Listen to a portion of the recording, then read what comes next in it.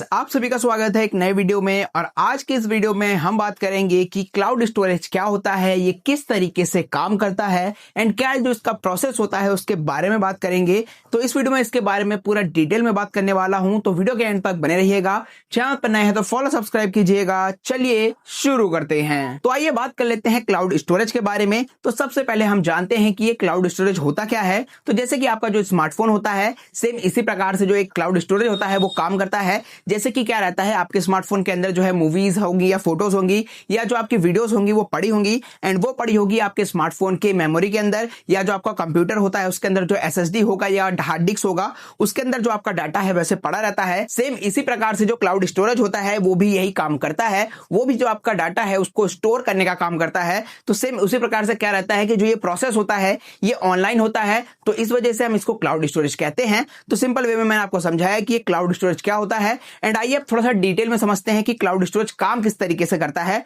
तो जैसे कि क्या रहता है, जो आपका कंप्यूटर है या मोबाइल है या लैपटॉप है उसके अंदर भी क्या रहता है कि एक स्टोरेज डिवाइस होता है। जैसे कि कंप्यूटर में होता है हार्ड डिस्क और एसएसडी, एंड सेम इसी प्रकार से स्मार्टफोन के अंदर क्या होता है, मेमोरी होता है, एंड लैपटॉप के अंदर भी एसएसडी होती है। तो सेम इसी प्रकार से क्या होता है कि जो क्लाउड स्टोरेज होता है वो एक प्रकार का कंप्यूटर ही होता है, जिसके अंदर क्या रहता है, जो इंटरनेट के माध्यम से जो एक्सेस है वो आपको दिया जाता है। मतलब कि वो एक दूसरे का कंप्यूटर है, लेकिन उसके अंदर भी जो ये सारी चीजें हैं, मतलब कि हार्ड डिस्क जो आपके डाटा को स्टोर करके रखेंगी वो सारी चीजें लगी होती हैं। उसमें क्या रहता है कि जो आप अपना डाटा है आप उसे ऑनलाइन अपलोड करते हैं इंटरनेट के माध्यम से, एंड वो डाटा जाकर वहां पर सेव हो जाता है। एंड जब कभी भी आपको जो वो डाटा है वो एक्सेस करना होता है तो आप इंटरनेट के माध्यम से वहां पर जाते हैं, जो आपने पासवर्ड डाला होगा या की डाला होगा आप उसे वहां पर एंटर करेंगे तो जो आपका डाटा है वो आ जाता है। एंड उसके बाद आप अपना जो डाटा है उसे बैकअप ले लेते हैं। तो अगर आपके स्मार्टफोन से वो डाटा डिलीट भी हो जाता है तब भी आप वहां से बैकअप लेके अपने स्मार्टफोन में वापस ला सकते हैं। तो ये हो गया क्लाउड स्टोरेज। तो आशा करता हूं मैंने आपको एकदम सिंपल वे में समझाने की कोशिश करी होगी और ज्यादातर लोगों को ये चीजें समझ में आ गई होगी। और नहीं आई है तो एक बार कमेंट कर देना, और भी ज्यादा डिटेल में समझाने की कोशिश करूंगा।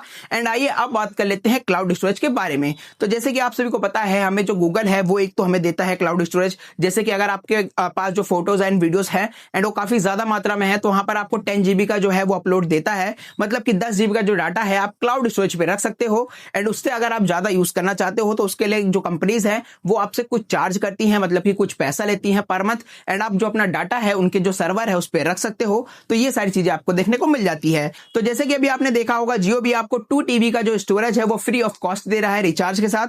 तो वो भी सेम इसी प्रकार से काम करती हैं। मतलब कि कंपनीज क्या करती हैं, अपने सर्वर्स को फिक्स करती हैं, उसमें स्टोरेज डिवाइसेस लगाती हैं एंड आपको ऑनलाइन एक्सेस देती हैं, एंड उसके बदले कुछ जो पैसा है वो चार्ज करती हैं कि आपसे कुछ महीने वो चार्ज लेंगे, एंड उसके बाद जो आप अपना डाटा है उसके ऊपर रख सकते हो। तो इस तरीके से जो क्लाउड कंपनीज है ये काम करती है। एंड आशा करता हूं मैंने आपको ये भी बता दिया कि क्लाउड स्टोरेज किस तरीके से काम करता है। और अगर आपको समझ में नहीं आया हो तो नीचे आप कमेंट करके बता सकते हो, एक नई वीडियो लेके आऊंगा, थोड़ा अच्छे से समझाने की कोशिश करूंगा। तो आशा करता हूं ये वीडियो आपको पसंद आया होगा। तो चैनल पर नए हो तो फॉलो सब्सक्राइब करना। मिलेंगे किसी नए वीडियो में एक नए टॉपिक के साथ, तब तक के लिए टाटा बाय बाय, जय हिंद।